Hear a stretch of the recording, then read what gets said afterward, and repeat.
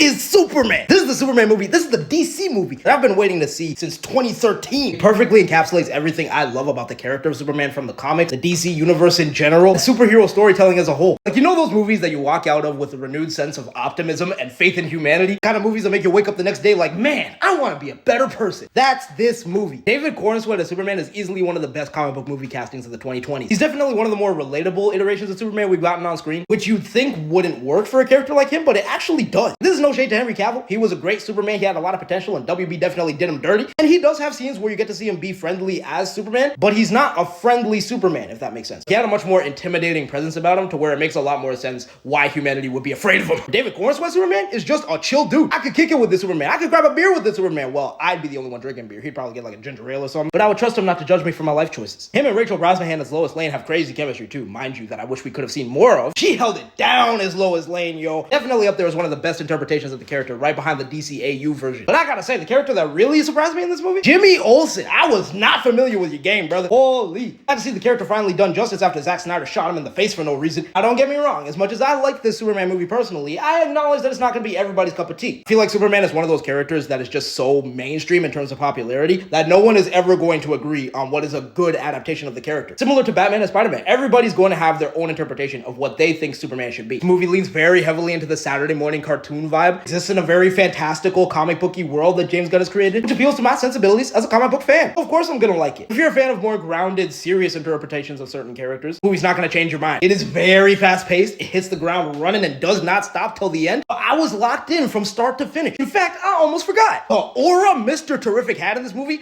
I was not expecting. I heard him, Hot Girl, and Green Lantern were gonna be in this movie. I was like, it's gonna be a little cameo, you know, they're not gonna have huge roles. Few scenes he has in this movie, he stole every single one. After this, if they were to announce a Mr. Terrific show or movie, I wouldn't be mad at it. Lex Luthor, man.